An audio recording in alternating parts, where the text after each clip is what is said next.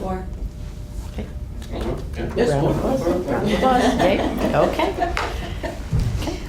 So good job working through that one. Now I'm going to flip you way over to page 11. And we'll do one more question. The conversation that you all just had, when you're working through the tool in sequence, what you're going to find is that it starts to go a little faster because in answering one question, you're laying the framework for the next question. So a lot of the stuff you guys were talking about were in the questions that followed. Okay, so you're covering a lot of ground. Okay, so let's do number 3 in section 11, which is the psychopharmacology section. Policies or practice guidelines specify access to medication assessment and prescription without requiring a mandatory period of sobriety. I would say completely because we have because we have very little periods of sobriety. 5 plus. That's a pretty easy question. That's a no-brainer question. There's Definitely. nothing to discuss. Can we go now? No, I mean, yeah, I agree. I mean, I think we don't have this, well, we're not gonna provide this to you unless you stay sober. I mean, I think for a lot of our folks, we hold out the hope that abstinence and sobriety will move, that's where they'll move along to, but I mean, I think, and I know we continue to support people, because I think it does help still, even with their use. I mean, some situations like the recent one aside, but yeah, I think overall, that we continue. And I think this to- speaks a lot to the shift in mental health philosophy over the last like 10 years, because I've been in this field long enough that, you know, I mean, you have too, that this would have been a more complicated question. Previously. Mm-hmm. So wait, no, what's your question? But do we have policies and practice? I mean, I would say we have practice guidelines, and I'm not sure if we have policies though. Like written policies describing it's okay to, you know, dose them with this meds even if they're intoxicated. But certainly I would say practice guidelines that we use. In fact, that's something that I kind of struggle with right now, as you all know. Yeah. Yeah. And, Well, but what you do in that situation is you call up other experts in the field to try to get, you know, some background, like MTC or the medical director, and say, okay, given this, what do we do? Yeah. And then I think that what we're in the position of often urging clients to try psychiatric medications as something that will actually help them with their recovery issues, when they may not be. They may be frightened of it. But yeah, I think completely. Yes, I agree. 5 it is. Five. Go for 5. Okay. All right. Was it- So that was an easy one for you. That was your soft That law. was passing that one at the end there. Yeah. So let me just comment on a little bit. So for that particular question, what you guys are putting on in the framework is a really important kind of philosophical shift that happened some time ago, which you're as an organization quite comfortable with, which is, you know, how do we attend to one disorder when another disorder is present? Okay, and medications have been kind of like the thing that has brought this conversation to a head, because there's so much that goes into deciding how to appropriately medicate someone who has active substance use.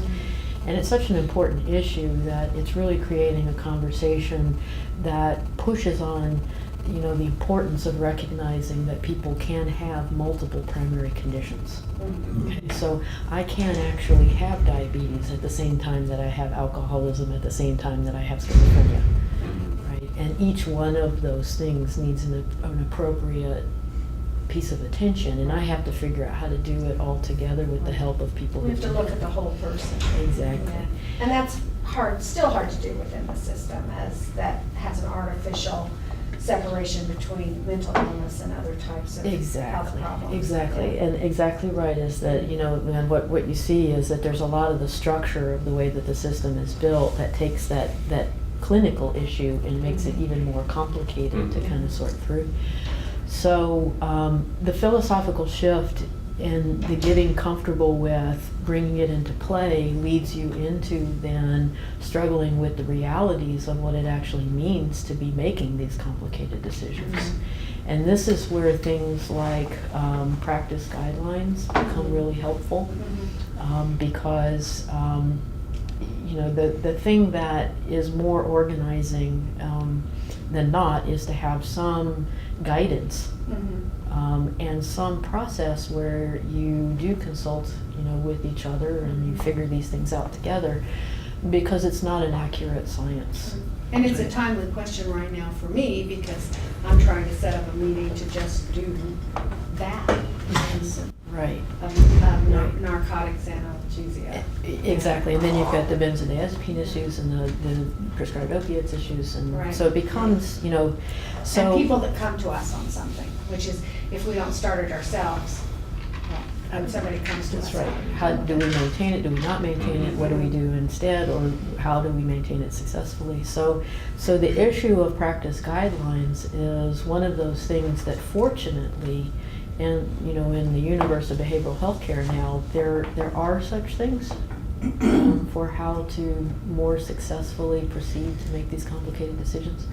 So I would say that, 5 on the philosophical shift, 5 on the getting comfortable, 5 understanding the importance, 5 on all of that. And even with the 5, there's an improvement opportunity.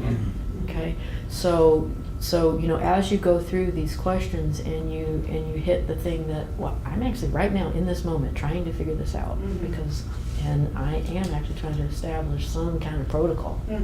Exactly. That's your improvement opportunity. Okay, so I wanted to highlight this one because when you find yourself, hitting something that puts that thing already on the table that you're working on, that's a beautiful thing to fold into that thing called the action plan. Okay, so we're already doing it. We intuitively got there by the work that we're doing. Now there's a structure behind what we're doing to bring it into a platform that says, to help everybody in the, move in the direction of co-occurring capability as a whole system. Okay, working on things like having more organized practice guidelines would be a very important Yes. piece of structure. Okay, so that's an innate thing that you have, that if you fold that into an action plan, and the action plan is really something that you do simply to get yourselves able to see the things in an organized way that you're working on. Okay, so we went all the way from, I know we have a mission statement, at least a draft of it. Maybe we should actually look at it, right? And make sure it says what we think it says. Is this being taped? Yeah, right. To, we're in the fine art here of figuring out how to have appropriate protocol for appropriately caring for one condition when another one is present and vice versa. Okay, so you went, you see the breadth of understanding, right? Okay. So I think you guys were just, you've done everybody such a huge favor by just having your conversation out loud and letting people kind of witness that this is good. Talking about this, feeling that tension, finding those things, those little red face moments, like, oh, that's good. That's what you want to have happen. And for this system,